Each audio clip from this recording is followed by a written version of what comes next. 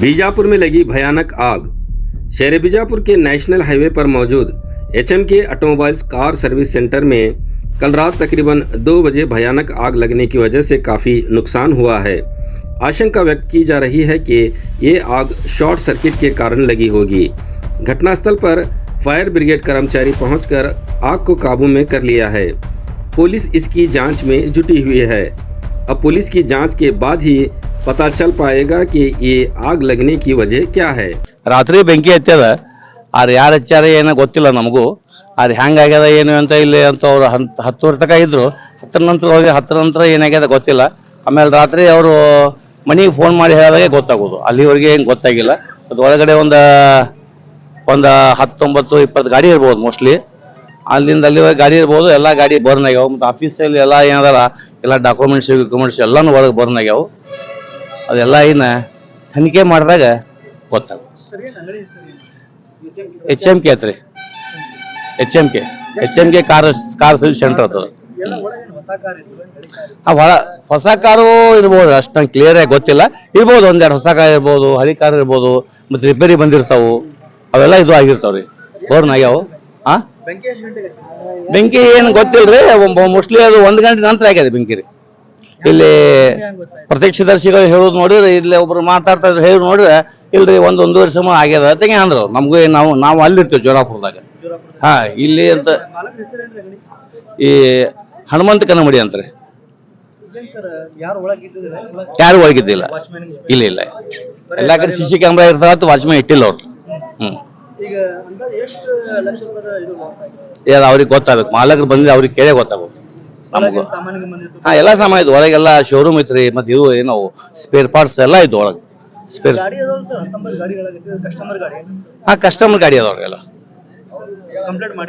Complaint ಮಾಡ್ಯಾರ. Complaint ಆಗ್ಯದ ಎಲ್ಲ. ರಾತ್ರಿ ಫೈರ್ ಫೈಟರ್ ಬಂದ್ ಕಿಸ್ ಆರಿಸಿ ಹೋಗ್ಯಾರ. ಏನ್ ಗೊತ್ತಿಲ್ರಿ ಸರ್, ನಮ್ಗೆ ಅಷ್ಟು ಕ್ಲಿಯರ್ ಆಗಿ ಗೊತ್ತಿಲ್ಲ. ನಾವು ಬೆಳಿಗ್ಗೆ ನಮ್ಗೆ 8 ಗಂಟೆಗೆ 8 ಗಂಟೆ ಬಂದಿದ್ದು ಗೊತ್ತಾಗ್ಯಾರ. ಹಾ, ಅವ್ರನ್ನ ಮಳೆ ಆಗ್ಬೇಕು.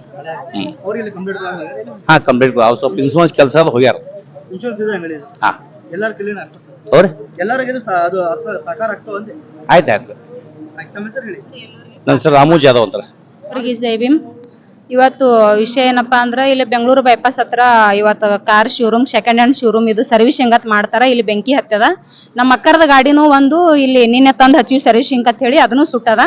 ಸುಟ್ಟಿದ ವಿಷಯಕ್ಕಾಗಿ ಮುಂಜಾನೆ 8:30 ಅಲ್ಲಿ ವೇಟ್ ಮಾಡ್ತಾ ಇದ್ದೇವೆ. ನಾವು ವೇಟ್ ಮಾಡ್ತಾ ಇದೀವಿ. ಅವ್ರಿಗೂ ಮಾಲಕರಿಗೂ ಆಗತ್ತ ಆಗ್ಯದ, ಬಟ್ ನಮಗೂ ಆಗತ್ತ ಆಗ್ಯದ.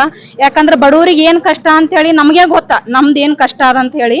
ಪ್ರತಿಯೊಂದು ನಾವೇನ್ ಹೇಳುದಂತಂದ್ರ ಅವ್ರಿಗೆ, ಮಾಲಕರದಿರಿ, ನಿಮಗೂ ನುಕ್ಸಾನ್ ಆಗ್ಯದ, ನಮಗೂ ನುಕ್ಸಾನ್ ಆಗ್ಯದ. ನಾವು ಕಾರ್ ಗಾಡಿ ತಂದು ಹಚ್ಚಿವಿ ಅಂತ ಅಂದ ಬಳಕ ಕಸ್ಟಮರ್ಗೆ ಬಂದವ್ರಿಗೆ ಹೊಂದ್ಸೋದ್ ಕಲೀರಿ. ಒಂದೇ ನಿಮ್ಗೆ ಏನೂನೇ ಆಗಂಗಿಲ್ಲ ತಳಿ ಅವಕಾಶ ತಗೋರಿ. ಅರ್ಧ ತಾಸಿನಾಗ ಸಾಲ್ವ್ ಮಾಡ್ತೀನಿ ಅಂತಂದ್ರೆ ಅರ್ಧ ತಾಸಿನಾಗ ಸಾಲ್ವ್ ಆಗ್ಲಾರ್ದ ಕೆಲಸ ಇದು. ಅದು ಮಾಲಕರು ಹೊಂಟಾಗ ನಾವು ಕರೆದು ಕೇಳಿದಾಗ ಅರ್ಧ ತಾಸು ವೇಟ್ ಮಾಡ್ರಿ, ನಾ ಬಂದ್ ಮಾತಾಡ್ತೀನಿ ಅಂತ ಹೋದವ್ರು ಇನ್ನಾದ್ರೂ ಬಂದಿಲ್ಲ. ಅದಕ್ಕೆ ನಾವು ಇಲ್ಲಿ ಎಲ್ಲರಿಗೆ ಕೇಳಿದಾಗ, ನಾನು ಇದ್ರ ಸಂಬಂಧಪಟ್ಟವ್ರಲ್ಲ, ನನಗೂ ಈ ಶಿವರೂಮದ್ ಗೊತ್ತಿಲ್ಲ ಅಂತಂದಾಗ ನಮಗೆ ಸ್ವಲ್ಪ ಇದು ಆಗಿ ನಾವು ಪ್ರೆಸ್ದವ್ರಿಗೆ ಫೋನ್ ಹಚ್ಚಿ ಕರೆಸಿವಿ. ನಮಗೇನಪ್ಪಾ ಅಂದ್ರೆ ನಮ್ಮ ಗಾಡಿ ಇಲ್ಲಿ ಒಳಗೆ ನಿಂತದ. ನಾವು ರಗಡ್ ಕಷ್ಟಪಟ್ಟು ಸಾಲ ಮಾಡಿ ಗಾಡಿ ತಗೊಂಡಾರ ನಮ್ಮ ಅಕ್ಕರು. ಎಲ್ಲರಿಗೆ ನಮ್ಮಂತವ್ರು ಎಷ್ಟು ಮಂದಿ ಗಾಡಿ ಬಿಟ್ಟಾರ.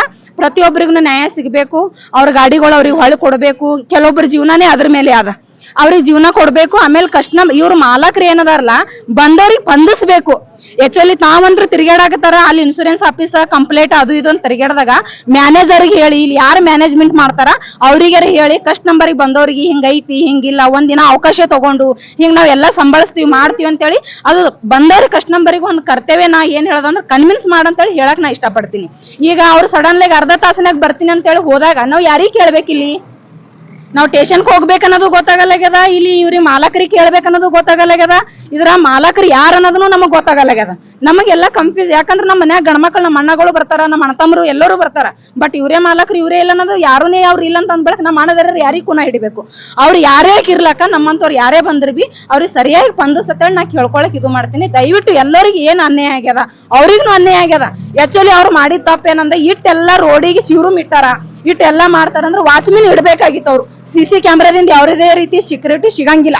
ಅದೇ ಒಂದು ಮನುಷ್ಯ ಇದ್ದಿತ್ತಂದ್ರೆ ಇವತ್ತು ಆಗ್ಲಕ್ ಸಾಧ್ಯ ಇಲ್ಲ ಅಂತ ಅಂತೀನಿ ನಾನು. ಒಬ್ಬ ಸೆಕ್ಯೂರಿಟಿ ಗಾರ್ಡ್ ಒಬ್ಬ ಅಣ್ಣ ಇದ್ದಂದ್ರ 10-15 ಸಾವಿರ ರೂಪಾಯಿ ಪಗಾರ ಕೊಟ್ರಿ ಏನಾಗಂಗಿಲ್ಲ, ಬಂದವ್ರಿಗೆ ಊಟ ಕೊಡ್ತಾರತ್ ಇವ್ರು ಹೋಟೆಲ್ ಎಲ್ಲ ಅಂತೇಳಿ. ಒಂದು ಸೆಕ್ಯೂರಿಟಿ ಅಣ್ಣ ಯಾರಿಗಾರ ಇಟ್ಟಿದ್ರಂದ್ರೆ ಇವತ್ತು ಈ ತರ ಆಗ್ತಿದಲ್ಲ ಅಂತೇಳಿ ನನ್ನ ಅಭಿಪ್ರಾಯ ಅದ. ಅವ್ರಿಗೂ ತುಂಬಾ ನೋವು ಆಗ್ಯದ, ಬಟ್ ನಾವು ಅವ್ರಿಗೆ ಪ್ರೆಷರ್ ಹಾಕಂಗಿಲ್ಲ.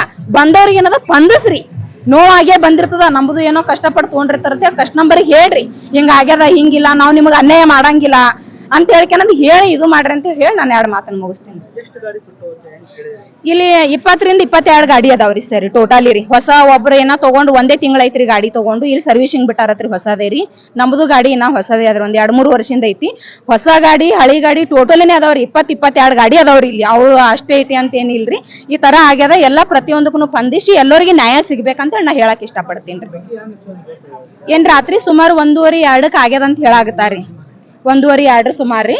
ಬಟ್ ಅವ್ರ ಮಾಲಕ್ರಿನ ನಮ್ಮ ಹತ್ರ ಏನು